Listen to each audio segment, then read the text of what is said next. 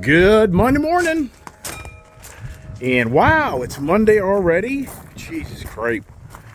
Hey, welcome to Ice Age TV and some morning conversations. And where's all my dogs? My dogs missed me. I don't think anybody noticed when I went to Tennessee that little puppies weren't with me. And wow, it's windy up here. It's cold. I mean, it's a whole different ball game from yesterday where it's actually really too hot. And what are we doing now, right? Let me first hit the truck. We got in late last night. Listen to that truck, huh? Hey, come on. Listen to the race truck. Is this thing just so cool? I mean, this thing is just so fun. This truck, I mean, it just really is a really fun vehicle. I just can't get over how this played out. You know, I talk about it all the time. It's like the car gods, or is it the devil in the making, or all the damn vehicles I buy and all the damn debt I incur. So anybody's like, who the hell is this guy with his hand over the phone? Can't even see the guy. So, oh my goodness gracious, what a drive yesterday. Jeez, that was challenging.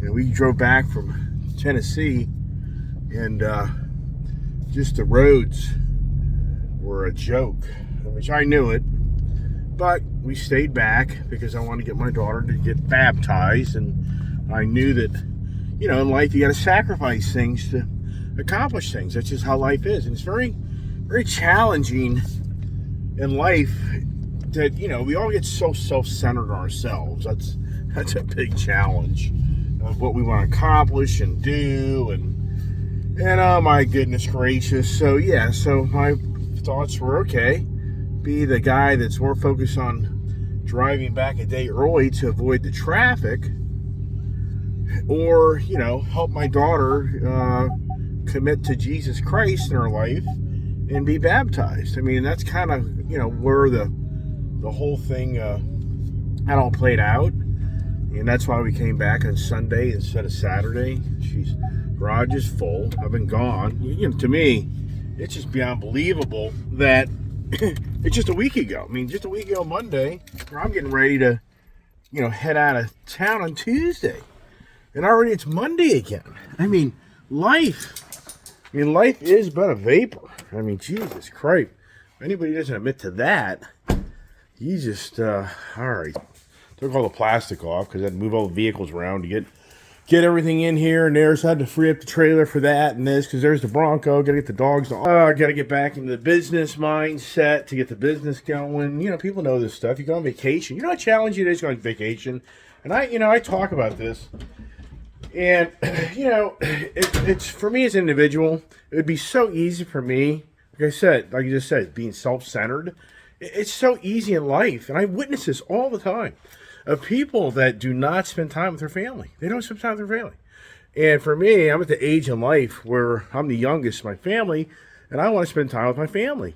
That's very important to me. But I just know so many people that they won't leave their house. They will not leave their house. They live at their house, and they use every excuse they can of why they can't go somewhere. And it's beyond believable on how so many people just won't leave. And they just live their whole life in their own little world, and they don't go out of their way to take care of others. And I do that, and it's not cheap. You know, traveling around, like, I can't afford it, right? That's not what I'm saying. But, you know, just think about the fuel. I have to pay a guy to dog sit my house, take care of my dogs. Then I got to leave the property. I mean, there's so many things that goes on when you leave at any length of time. But yet, yeah, I'm a self-centered. Look, yeah, look at all your freaking cars and toys. Oh, I do share them. Anyways, the Bronco, this thing, it really did a phenomenal job towing. I mean, it really is. But look at that suspension. See how it compresses? You know, because it's that off-road suspension. It's, you know, it's a soft suspension. It has to be to absorb all those radical bumps. So as it rolls down the road, you know, you can see how much this thing squats. If you look at pictures of my other Wild Track, it's squatted down, but I think this one even squats even more. But I finally got the hitch and everything level on the trailer. Yeah, so really a great drive back. The kid had a blast driving the race truck. And just look how beautiful today is. I mean, today really is just a beautiful day. And once again, I just can't believe how it's just a week ago I was talking to everybody and bing, bam, done.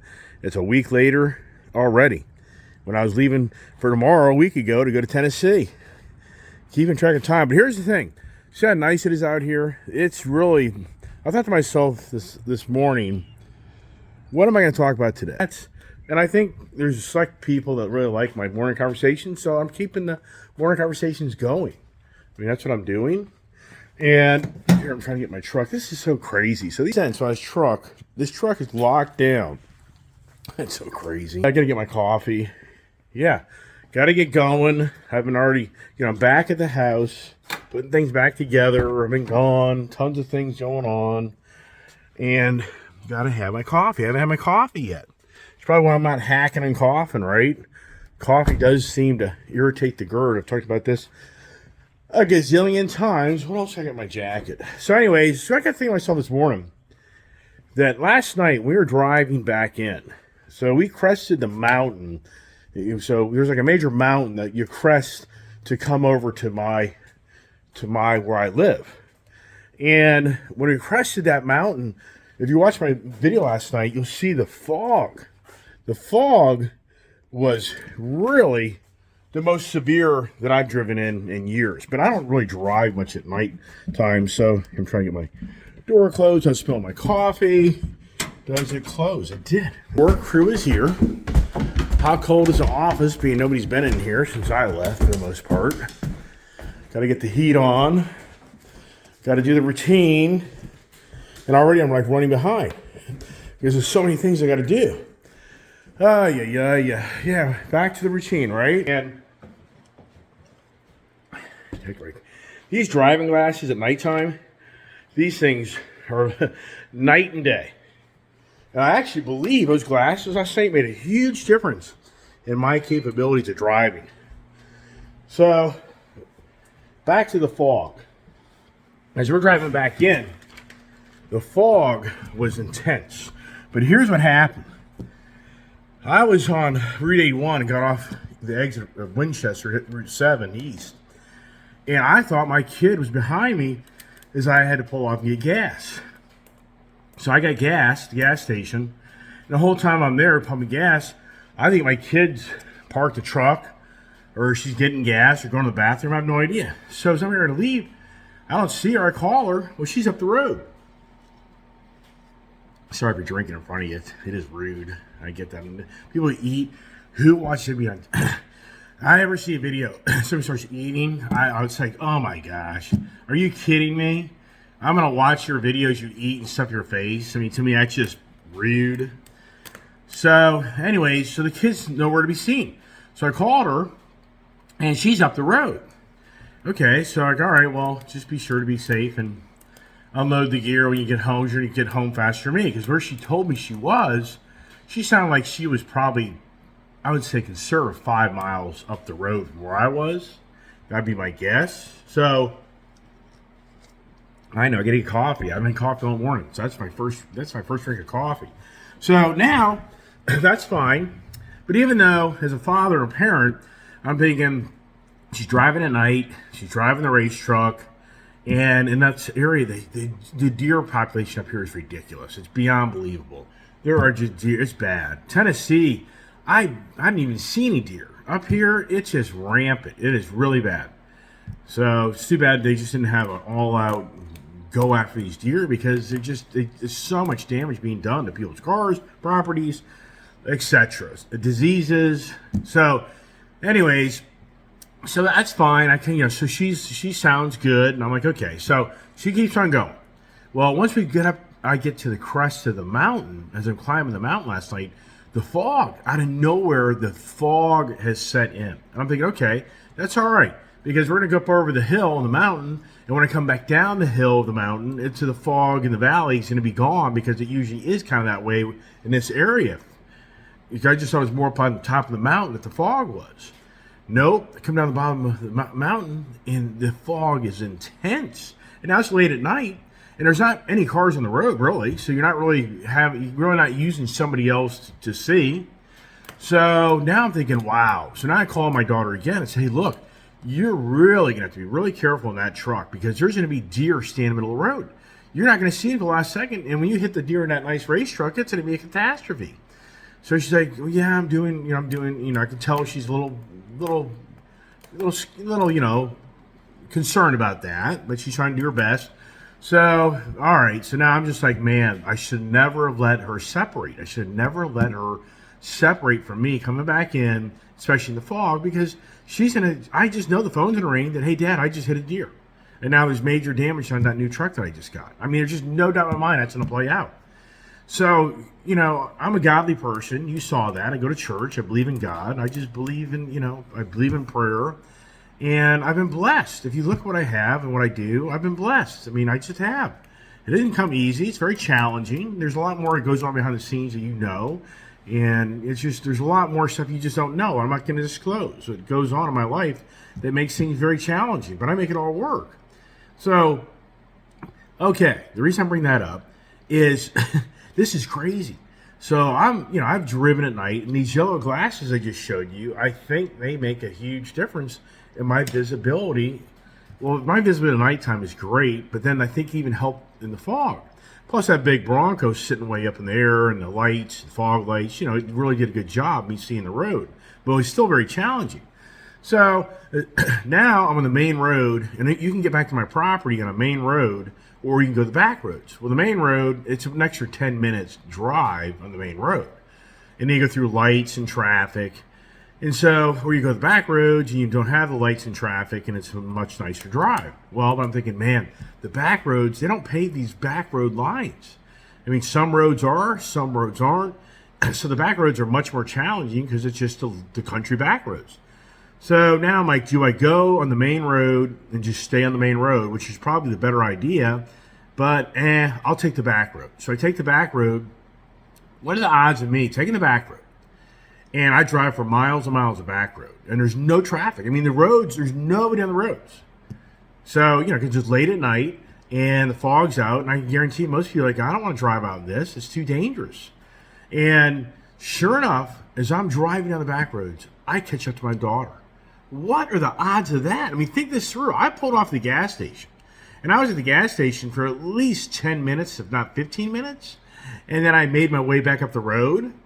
And I catch up to her, and she's going extremely slow.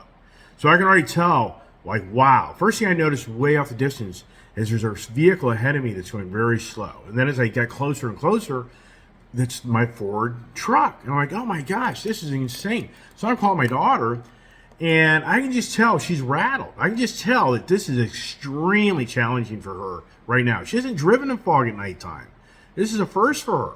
So I'm like, okay, hey, look, just pull over up here at this street we're coming up and let me go by and let you just follow me. And sure enough, she does that. But after she does all that, she's still driving extremely slow, even though she can follow me in my trailer. But she's still driving extremely slow, where I just slow down over and over again. And sure enough, 2 times in a row, deer ran right out in front of my Bronco. Right out front. My daughter's like, well, why'd you be in front? I'm like, because I can run a deer over my Bronco. The odds are it's just going to go underneath the freaking vehicle. It's going to be on top of the hood and through the windshield and destroy the front end. So for my daughter, she was rattled. I mean, it took us, I really had to go really slow to get back home. I was even to a point thinking, oh my God, is she even going to make it? Is she even going to be able to get through the unknown? Because you can't see the road. I lived in San Francisco, California in the 70s when I was a kid. I remember my dad driving down these roads. They called it the killer fog, I think that's what they called. Pretty sure like the black fog or whatever. Incredibly challenging to see the roads. And out in California, you'd hear of car accidents all the time. The people, they can't see where they're going. They run into somebody. You're driving down the road, and all of a sudden somebody stopped, and bam. So very nerve-wracking, and I definitely tell last night, by the time my kid got in, that she was rattled. That last part of the trip, and then we've been driving all day. We've been stuck in stop-and-go traffic, and it just wore her down.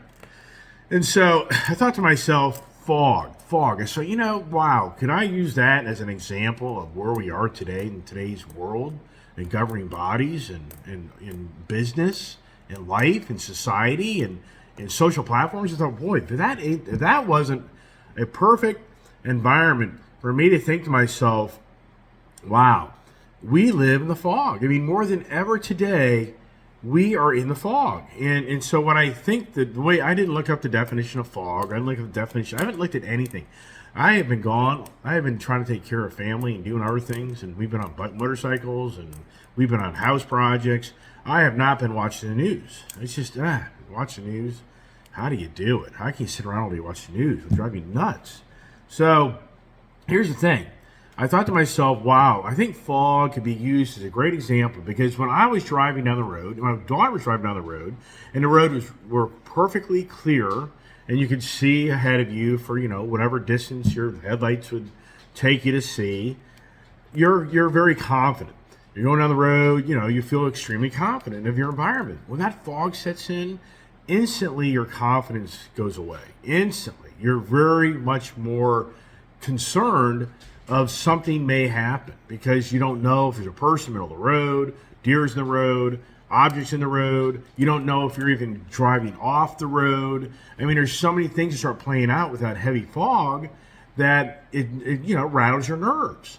And I got to think to myself, if that isn't the case of where we are today, more than ever in our society, because if you think this through, what I'm trying to kind of radiate to you is, more than ever, we are in a fog.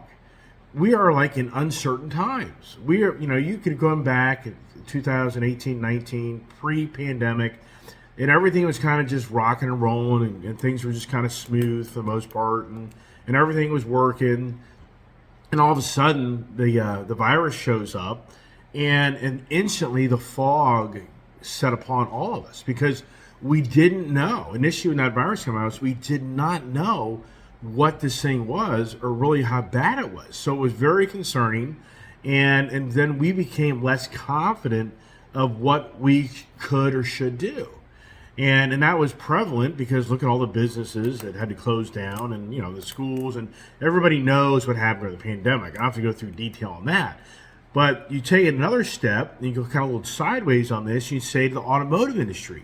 I think the automotive industry is kind of in a fog, because it's transitioning into, it's transitioning away from the ICE transportation to the alternative energy transportation. And just for me as an individual, you've witnessed this past year, have I bought my first electric vehicles ever in my lifetime. So yes, that's the first time in my lifetime I've ever bought an electric vehicle. Even though I test drove a Tesla 5, 6, 7 years ago.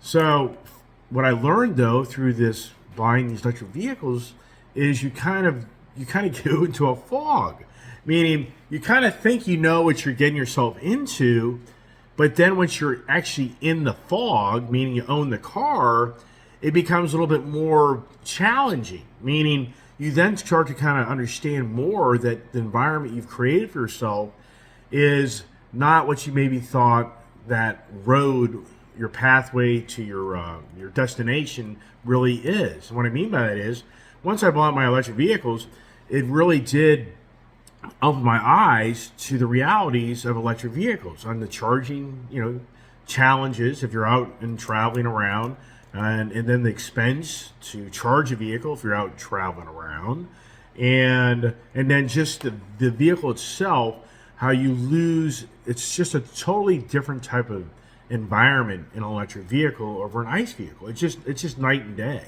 It's not the same.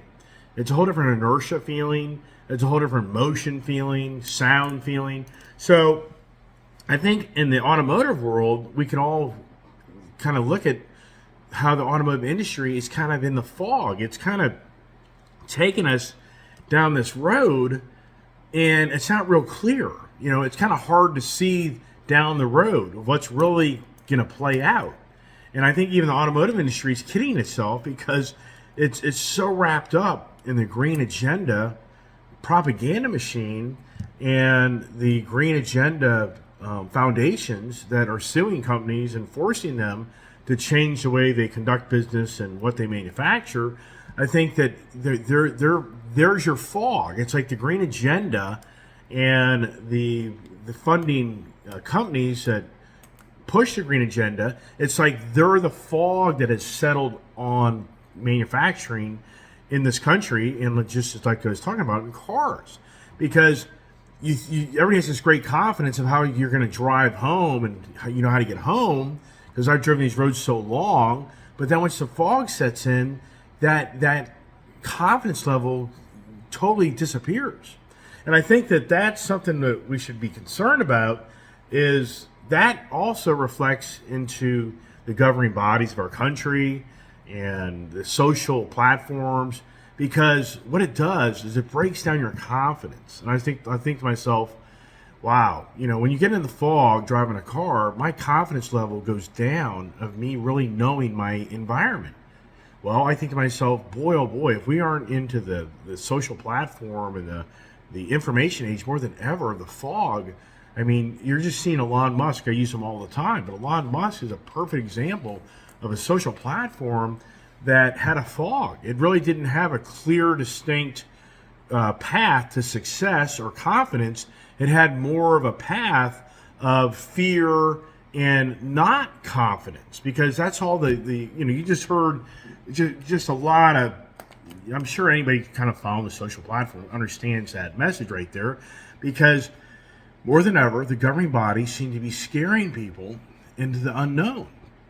And they're trying to present things that for a lot of people, I'm sure, just they can't really see the end result, and they're unsure of the path that the message is and the direction is. And what comes from that is you don't have confidence. Look at the stock market. I mean, is it more obvious than ever that there's a fog on the stock market, that people are leery of really where the market's going?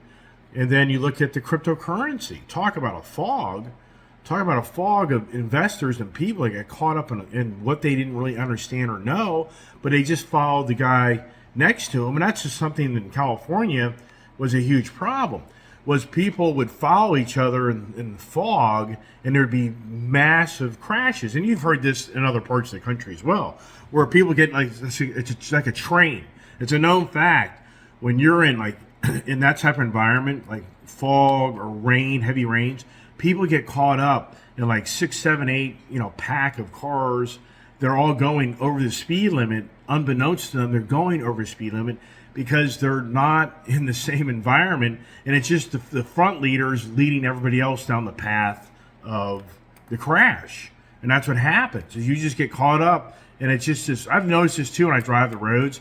Somebody be going not the speed limit or a little over speed limit or whatever it may be, and they'll be in front of you, and they don't stay at the pace. But then once you go by them, all of a sudden they pick up the pace to try to stay with you. It's like a psychological thing. They're not even realizing that they get caught up, and then they start pacing with you. And what I've noticed is if I can distance myself far enough away from them, they totally go back to the speed that they were going. So, if I want to go 60 and they're going, let's just say 45 or 50, and I go by them, I'll notice they'll pick up my pace and they'll be hanging with me. But if I decide to rev it up just to separate myself from them, eventually what happens is they totally go back to the speed limit they were going before. They're no longer, it's like that energy thing, like the magnet. And I think that's where we are in today's, social platform, is more than ever, people are in a fog. They're just kind of following a select individual or people, not realizing they don't really know what they're actually involved with. I mean, that goes on, I think, more than ever in today's society. People just follow something because a bunch of other people are following it. They call it the sheep effect, right? So for me, I just think it's interesting that last night's driving experience kind of made me think to myself this morning, because I was thinking to myself last night, what do I talk about? What do I bring to the table on Monday morning after traveling and doing a lot of things? And what's going to be intrigued somebody to listen to my content, and what is what's the presentation? And I just got to thinking, boy, a fog. We could get deep into this. I'm not going to do it. I'm not going to make this an hour video. It's already at 25 minutes, which most people, I think, enjoy videos at like 20, 30 minutes, because the long ones I get it. It's just too long, because it's just to try to get the message and the point. And I think today, sadly, we're on the Titanic. We're on the Titanic, but the ship isn't a beautiful, night out. It's a foggy night out, and sadly, so many that have the controls and powers to be are putting us through the fog. We're all living in the fog right now. We just don't know. There's so many. Here's the thing. What do you believe? What do you not believe? It's so challenging. So here's an example. There one report saying that 41% of business owners can't pay their rent for their business right now. Okay, that's November's statistics. Okay, so what's that saying? It's saying that business owners are struggling more than ever. It's now saying people here's the rabbit hole. I'm not going to go down, but this is stuff you see on the internet, you see on news. They're saying that now they're showing people that were vaccinated are dying more than people that weren't vaccinated. Okay, do you believe that? I don't know, but there's the fog. Here's what I'm trying to say to you. Here's the fog environment that you have one media that's going to present things, and another media that's going to present things, but it's like it's uncertain. We're all just kind of scratching our heads like, I don't have the confidence in that information. Is that factual? And then now they're saying the retail sales, cyber internet sales is through the roof for Thanksgiving. But they're saying that the people that do the pay-as-you-go is up 78%. So people that are funding their purchases for Christmas are borrowing money to fund their purchases. And it's up 78% compared to like last year's people that are using that type of credit to buy things. Okay, do you believe that? I mean, to me, that tells me that person's uncertain of the future because they're concerned about managing their cash flow and they don't want to spend their cash flow. They want to manage their cash flow, so they're borrowing money to manage it. And that's being talked about a lot too, is that people more than ever are borrowing money again to manage their cash flow because of everything getting so expensive. That just tells you their confidence level isn't there to let go of their actually cash is king mentality. Or it's even worse, they don't even have that either. They have no option but just to borrow money to appease their family and friends or themselves. I mean, wow, right? Wow beyond wow. And then here's the thing I think about is I got to make a video about is the real deal. What's the real deal? What's really going on? I'll have to talk about that in another video of ideas and conversations and yeah. So, and then another thing too, it's interesting. It's really interesting. Me being a YouTuber and I watch other YouTubers and like one YouTuber guy that's a real estate guy, he's now telling you how to go bankrupt. He's sharing with you, I guess, how to fail. I don't know. And then the used car market, it's the same story. Talk about a fog. The car industry right now, car market prices, used car prices, wow. But here's what I was thinking to myself. There's a lot of YouTubers out there that have huge subscribers. And it's interesting how they radiate themselves. It's like they're rating themselves as a commercial. I mean, and I hope I don't come across that way, but it's just here recently, I just have kind of picked up on like, wow, if that isn't just like a walking commercial, what is? What isn't? That, that individuals are getting money from sponsors and from ad content, and so their whole narrative is now all about, the sponsors and the advertisers so that they, say the right things. And for me, I hope I never evolve to that, because who wants that? I mean, you know what I mean? I just talk the way I want to talk. I just build my own content and share it with others. And yeah, do I have a huge subscriber base? I don't. I'm not that well known. And does it really matter? It doesn't really matter. So I just have fun talking. Can you tell? Whoever's watching my channel, how many videos do I have? It is interesting. If you look how many videos I have right now, and I look at other YouTubers that have been around like 4, 5, 6, 7, 8, 9, 10 years, and I get it. It's quality, not quantity. Yeah. I'm about quantity. How about the quality? Yeah, and then all the editing and all the, oh my gosh, it's just incredible. For what I already know, because I witnessed other people doing YouTube videos, I already know how that video they're making is going to be maybe 1 or 2 days worth of work to publish. to be just right for the way they want it, and how all the editing. I mean, it's you can.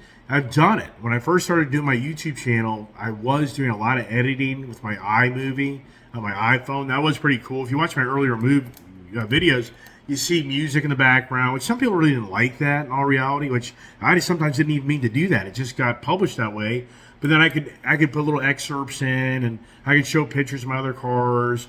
And so the iMovie had a much easier way for me to create content, but the iPhone totally was bad about the video quality, and I just don't want to go buy a camera exclusive to making my YouTube channel at this point, and I have to download all the movies onto my computer and then re-edit them and then publish them. It's so much time and so much work, because I did that initially. If you look at my early videos, you never saw me. I didn't show my face. I didn't even want to be seen. If you go to my original videos, you will never see my face. So you only hear my voice. And then I did a lot of the excerpts and the pictures of this and that. And oh my gosh, the first few videos I started making, it was like an 8-hour project between me making the video, me editing the video. Well, first thing is you make the video. Then you have to watch the video to see what you said and did and what you don't like or do like. And then you have to then create the video, and you have to edit out the video what you did like or didn't like, and then put in your excerpts and paste in your pictures of this or that and blah blah blah, and then you do a whole review before you publish it to make sure it formatted correctly and it looks good and it sounds good. I mean, I'm not embellishing. Conservative, that can be 4 to 6 hours of work of a 20-minute video. So my original videos, you go back and look, anyone wants to go back and look, you don't see me. I didn't want to be seen. I was just making a YouTube channel just to talk about cars. And yeah, look what I evolved to. I know. Because I like talking. Can you tell? So anyways, hope today's morning conversation kind of just gives you ideas and thoughts about how more than ever in, I think, today's country and even the world, in our own backyard, we're in the fog. I mean, we really are. We do not have, I don't think anybody can honestly say they feel confident about the future of this country right now. I mean, I don't feel confident because of the agenda that's being pushed on to us by select groups, select people who have lots of money that are trying to accomplish things, to enrich themselves and do things. So I don't have, there's so many things going on in our country right now that I feel that we truly are in a fog. And how do we get out of the fog? How do we get the country back? And you know what I say? Pray for a miracle. Pray for a miracle this country can be saved. I mean, truly, pray for a miracle that this country can be saved. Because this country is founded on God and his beliefs and principles.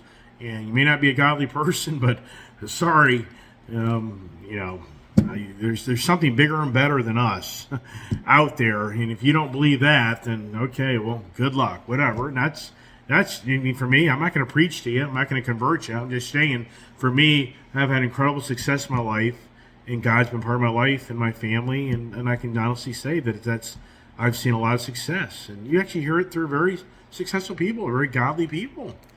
So anyways, thanks for watching my channel this morning. What's the next adventure? I need to get the sticker for my Coyote truck. They got it ready, so I'm going to go over there probably and pick that up today, and my adventures and travels, and what's going on next. I don't know. Who knows? Life is but a vapor. I can say that for sure. So anyways, thanks for watching. God bless.